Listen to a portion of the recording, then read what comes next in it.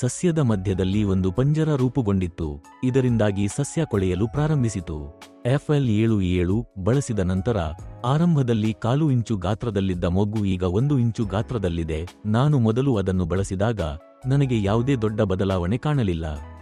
ಆದರೆ ಈಗ ಆ ಮೊಗ್ಗಿನ ಬೆಳವಣಿಗೆ ಚೆನ್ನಾಗಿ ಗೋಚರಿಸುತ್ತಿದೆ. ನಾನು 2 ಅಭಿಮಾನ್ ಖರೀದಿಸಿದೆ. ಅವರು ಸಸ್ಯಕ್ಕೆ ಅದೇ ಪ್ರಮಾಣವನ್ನು ನೀಡಲು ಹೇಳಿದರು. ಅಭಿಮಾನ್ ನೀಡಿದ ನಂತರ ಸಸ್ಯವು ಉತ್ತಮವಾಗಿ ಕಾರ್ಯನಿರ್ವಹಿಸುತ್ತಿದೆ. ನನ್ನ ಹೆಸರು ಶಕ್ತಿವೇಲು. ನಾನು ಸೇಲಂ ಜಿಲ್ಲೆಯಲ್ಲಿ ವಾಸಿಸುತ್ತಿದ್ದೇನೆ.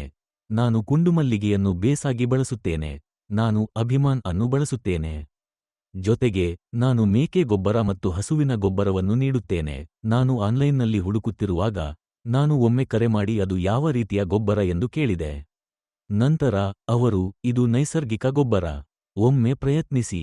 ನೀವು ಉತ್ತಮ ಪರಿಣಾಮವನ್ನು ನೋಡುತ್ತೀರಿ. ಅದು ಇಲ್ಲದಿದ್ದರೆ ನೀವು ದೂರು ನೀಡಬಹುದು. ಅದಾದ ನಂತರ ನಾನು FL77 ಖರೀದಿಸಿ ಮೊದಲ ಬಾರಿಗೆ ಬಳಸಿದೆ. ನನಗೆ ಉತ್ತಮ ಫಲಿತಾಂಶ ಸಿಕ್ಕಿತು. ಅವರು 10 ಲೀಟರ್ ನೀರಿಗೆ 100 ಮಿಲಿ ಬಳಸಲು ಹೇಳಿದರು. ಆದರೆ ನಾನು 16 ಲೀಟರ್ಗೆ 250 ಮಿಲಿ ಬಳಸಿದೆ. ಮೊಗ್ಗು ಕೊಳೆಯುವುದನ್ನು ತಡೆಯಲು, ಮೊಗ್ಗು ಬೆಳವಣಿಗೆಯನ್ನು ಹೆಚ್ಚಿಸಲು ಮತ್ತು ಹುಳುಗಳು ಮೊಗ್ಗುಗೆ ಬರದಂತೆ ತಡೆಯಲು ನಾನು ಇದನ್ನು ಸಿಂಪಡಿಸಿದೆ. ನಾನು ಮೊದಲು ಬಳಸಿದಾಗ ನನಗೆ ಹೆಚ್ಚಿನ ವ್ಯತ್ಯಾಸ ಕಾಣಲಿಲ್ಲ. ಆದರೆ ಈಗ ಮೊಗ್ಗು ಬೆಳವಣಿಗೆ ಸ್ಪಷ್ಟವಾಗಿ ಗೋಚರಿಸುತ್ತಿದೆ. ಅವರು 30 ಲೀಟರ್ ನೀರಿನಲ್ಲಿ 1 ಲೀಟರ್ ಅಭಿಮಾನ್ ಅನ್ನು ಬೆರೆಸಲು ಹೇಳಿದರು. ಸಸ್ಯಕ್ಕೆ ಅದೇ ಪ್ರಮಾಣದಲ್ಲಿ ನೀಡಲು ಹೇಳಿದರು.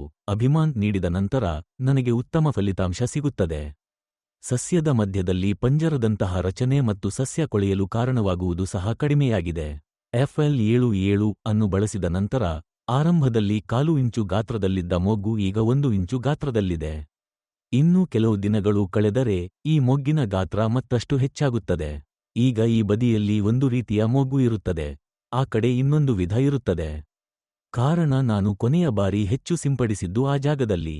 ಹಾಗಾಗಿ ಆ ಜಾಗದಲ್ಲಿ ಮೊಗ್ಗು ಬೆಳವಣಿಗೆ ಚೆನ್ನಾಗಿರುತ್ತದೆ. ಅದಕ್ಕಾಗಿಯೇ ಸೂರ್ಯ ಸ್ವಲ್ಪ ಬಿಸಿಯಾದ ನಂತರ ನಾನು ಬಂದು ಅದನ್ನು ಆರಿಸುತ್ತೇನೆ.